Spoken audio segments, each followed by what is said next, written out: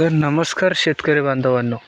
सगळ्यात अगोदर एक महत्त्वाची माहिती म्हणजे शेतकरी बांधवांनो, मी पण तुमच्यासारखाच एक घरातला गोरगरीब घरातला मुलगा आहे.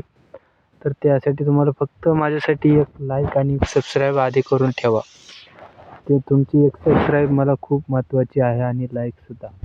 तर तुम्हाला याच्या व्हिडिओमध्ये मी आज तुम्हाला शेतकरी कर्जमाफी 2026 बँकाकडून कागदपत्रे जमा करण्यास काय अनुदान म्हणजे काय माहिती आहे ते तुम्हाला या व्हिडिओमध्ये मी सविस्तर माहिती देणार आहे. तर व्हिडिओ शेवटपर्यंत नक्की बघा आणि व्हिडिओ जर आवडला असेल तर लाईक आणि शेअर करा.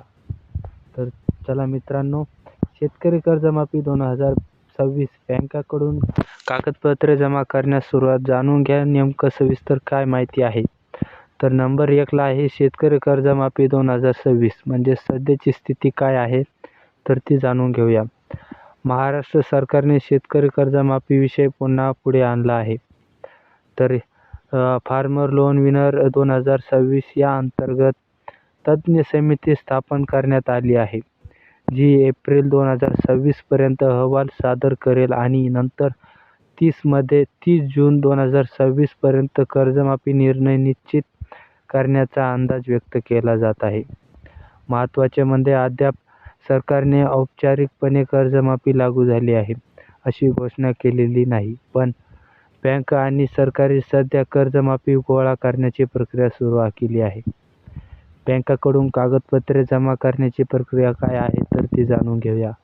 बँक आणि 6 सहकारी संस्था आता शेतकऱ्यांचे कर्ज विवरण व आवश्यक माहिती गोळा करीत आहेत, जेणेकरून पुढील निर्णयासाठी डेटाबेस तयार करता येईल.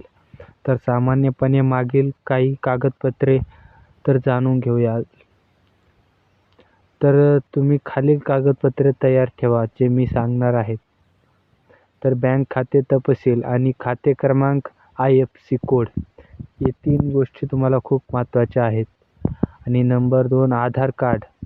आधार कार्ड तर प्रत्येक व्यक्तीकडे असतंच. त्याच्यानंतर आहे कर्ज दस्तावेज, ऋण क्रमांक. आणि नंबर 4ला आहे शेतकरी ओळखपत्र आणि फार्मर ID जर उपलब्ध असेल तरच घ्या. फार्मर ID, शेतकरी ओळखपत्र आणि फार्मर ID जर उपलब्ध असेल तरच घ्या. आणि 7/12 8A उतारा, जमिनीचा उतारा. मोबाईल नंबर आधारशी लिंक असणेला आवश्यक आहे. जो मोबाईल नंबर आहे तो तुमच्या आधार नंबर जो आहे त्याच्याशी लिंक असलेला खूप महत्त्वाचे आहे. त्याच्यामध्ये टिप दिलेली आहे, ही यादी बाजारातील परिस्थितीनुसार बदलू शकते. त्यामुळे तुमच्या स्थानिक बँक शाखेशी संपर्क ठेवणे आवश्यक आहे. आणि कर्जमाफी कोणत्या कर्जावर लागू होण्याची शक्यता आहे तर हे एक जाणून घेऊया. तर चर्चेनुसार जून 2025 पर्यंतचे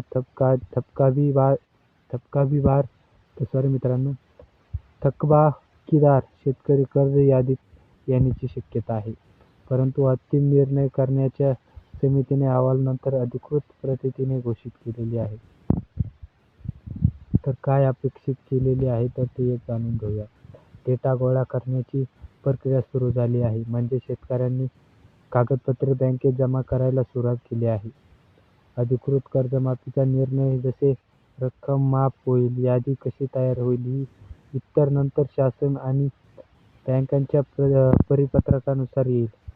तर मसलन तुम्ही योग्य पद्धतीने कागदपत्रे सादर करून ठेवली तर निर्णय झाल्यानंतर कर्जमाफी प्रक्रियेत अडचण कमी येण्यास मदत होईल. तर महत्त्वाची सूचना आहे तर जाणून घेऊया शेवटची.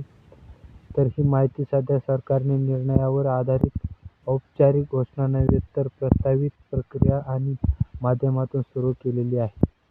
माहिती गोळा करण्याची पावले त्यामुळे नियमितपणे बँकेत किंवा सरकारी वेबसाईटवर अधिकृत अपडेट तपासणे आवश्यक आहे. तुम्ही मोबाईलमध्ये चेक करू शकता, सरकारी वेबसाईटवरतीही जाऊन तुम्ही ही माहिती पूर्णपणे चेक करू शकता. जर मित्रांनो व्हिडिओ जर आवडला असेल तर लाईक आणि शेअर नक्की करा. मित्रांनो, तुमची ही पूर्ण माहिती तुम्हाला मी अशाच नवीनमध्ये देत राहील. आणि तुमची एक लाईक जी आहे ती पण खूपच महत्त्वाची आहे मित्रांनो. एक सबस्क्राईब पण खूपच महत्त्वाची आहे, जे आमच्यासाठी आमचं नवीन आयुष्य घडून येऊ शकेल. तर भेटू पुढच्या व्हिडिओमध्ये. धन्यवाद.